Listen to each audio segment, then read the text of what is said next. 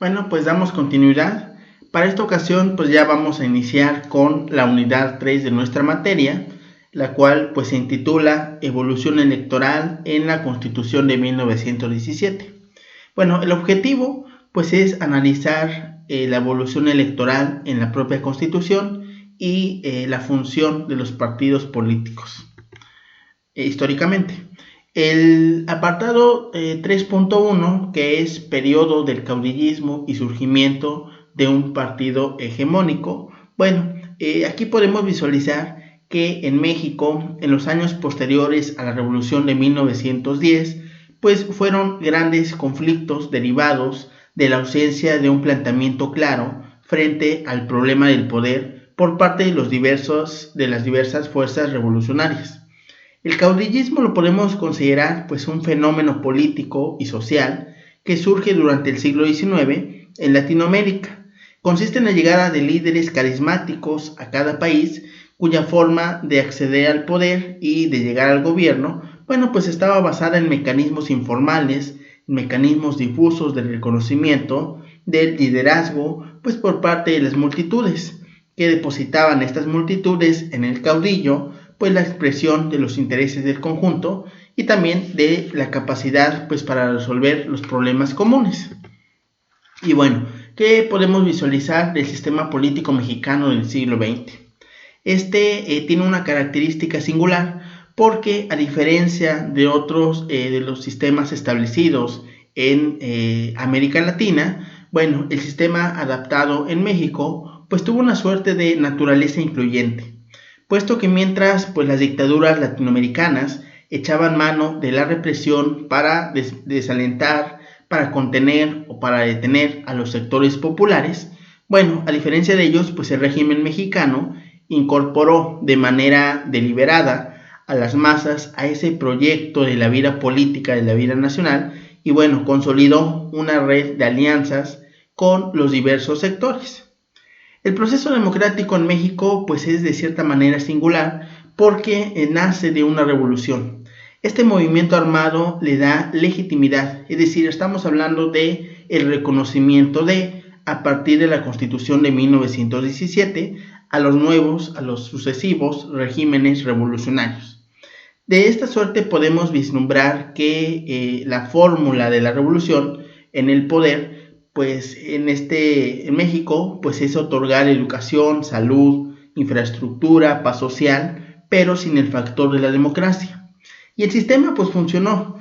Había una continuidad de los regímenes revolucionarios que ofrecían y que daban la promesa de estabilidad, de paz, de desarrollo, pero sin ofrecer la democracia. El apoyo al régimen pues estuvo acompañado de la posibilidad de influir en las decisiones gubernamentales y de obtener beneficios tanto materiales como también simbólicos, características pues que facilitaron esa captación de los individuos, de los grupos de masas organizados para conducir los cambios con mucha mayor facilidad y encauzar la energía de las masas populares. Se puede decir también pues que era un autoritarismo incluyente, pues por el hecho de que todos podían formar parte mientras se aceptaran pues las reglas centrales. Y bueno, ¿qué características podemos encontrar también en esta época? Después de la revolución, el caudillismo pues empezó a formar grupos armados con sus respectivos caudillos y a su vez pues se crearon diversos partidos políticos. Pero más antes, como caudillismo, pues podemos denominar a ese régimen o gobierno presidido obviamente por un personaje, un actor denominado caudillo. El caudillismo fue también un periodo histórico en Latinoamérica, pues que se extendió a lo largo del siglo XIX, luego precisamente de la independencia de España y de las nuevas naciones soberanas que surgieron. Los escenarios políticamente inestables, el largo conflicto armado, pues llevaron a la aparición de caudillos en varias de los nuevos países, quienes pues se destacaban por ser hombres fuertes, por ser personajes carismáticos. Su poder pues se basaba en el apoyo que imprimían importantes facciones de sectores populares, los cuales pues confiaban en ellos por esa expresión de los intereses conjuntos y más que nada por una destreza para solucionar los problemas habituales. De esta suerte podemos encontrar las tres características principales de los caudillos. Una proporción eran líderes carismáticos, también tenían una gran ambición de poder y recurrían a la represión. La causa por la cual aparece el caudillismo, es principalmente por esa ausencia de consensos políticos, pues que sigue de manera natural a la emancipación de las nuevas naciones de la metrópoli española. Esto pues da lugar a una dinámica política marcada precisamente por esa inestabilidad, esa inmadurez política, pues que propició luchas internas de poder con una constante proceso de reordenación política en torno a estas figuras fuertes, ¿no? Y la existencia de instituciones políticas incluyentes pues se había originado en la revolución, esta revolución pues de 1910. El porfiriato, recordemos más bien, había sido de cierto modo también había logrado pacificar al país después pues de varios años de guerras civiles e invasiones. También había logrado pues un apreciable crecimiento económico, aunque no había alcanzado pues a todos los sectores de la población. Pero la paz dentro del país pues se mantenía a costa de la libertad, de la participación de la gente en el espacio público. La economía se sostenía, sin embargo, también en los grandes latifundios que existían y en las precarias y muy desfavorables pues condiciones en el ámbito laboral. De ello que el resultado que tenemos pues es una gran desigualdad y la monopolización de la vida política por esta dictadura. La revolución precisamente es esa reacción a esa desigualdad, a esa falta de oportunidades políticas. Y una de las demandas revolucionarias, pues sin duda, fue también el tema de la democracia. El gobierno de México fue sin embargo inestable y tampoco fue capaz de desmantelar el aparato militar porfirista. Estamos hablando del gobierno de Madero, ¿no? Tampoco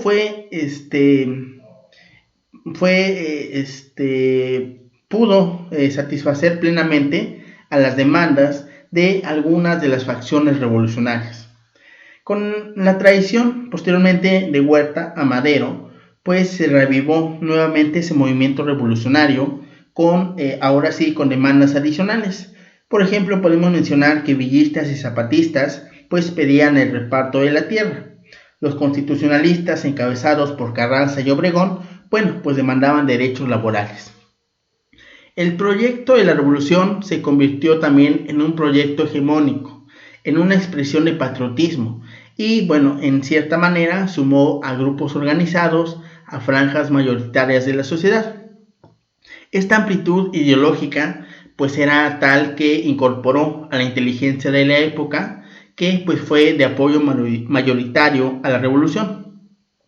De esta suerte podemos revisar que quedaron muy pocos espacios ideológicos para que emergiera un proyecto alternativo.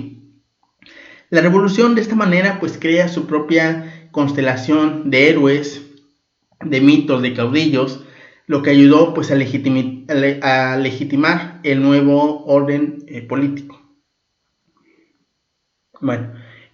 Venustiano Carranza y los constitucionalistas pues vislumbraban en un nuevo marco constitucional un punto de partida pues para dar marcha a la reconstrucción del Estado y pues de la propia sociedad, que estaban pues devastados por la lucha armada que apenas acababa de terminar. La Constitución de 1917 promueve una presidencia fuerte, una presidencia capaz pues de encabezar la transformación del país. Carranza, recordemos, es el primer titular de ese ejecutivo fuerte y comienza a realizar las alianzas políticas pues necesarias para poder consolidar a la postre un poder transformador. El nuevo régimen revolucionario incorpora pues, a grupos sociales de diversos escalas en un mismo proyecto. Pronto, en el nuevo régimen revolucionario conformado en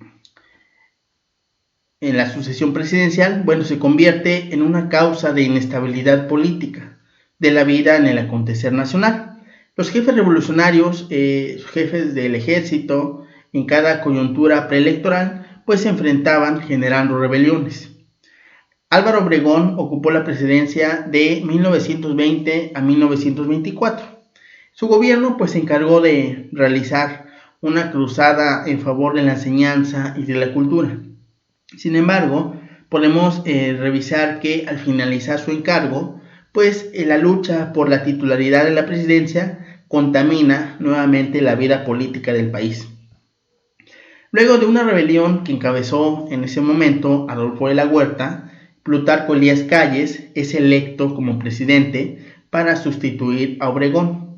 Pero podemos entender que otros tantos generales, también nacidos de la propia revolución, pues de igual manera se sentían con derecho de presidir al país. De esta suerte, pues México no atinaba a encontrar las formas estables y formas aceptables de llegar al poder, pero sobre todo de transmitirlo. Estamos hablando de un país demasiado convulsionado. Para 1928 el país todavía resentía pues las frecuentes convulsiones políticas. Las intrigas, los levantamientos pues ya eran considerados como expedientes de curso común. En la Ciudad de México pues apenas se venía vislumbrando una cierta prosperidad, pero la realidad de la vida política del país pues transcurría entre pactos, entre rompimiento de esos pactos, balaceras y motines.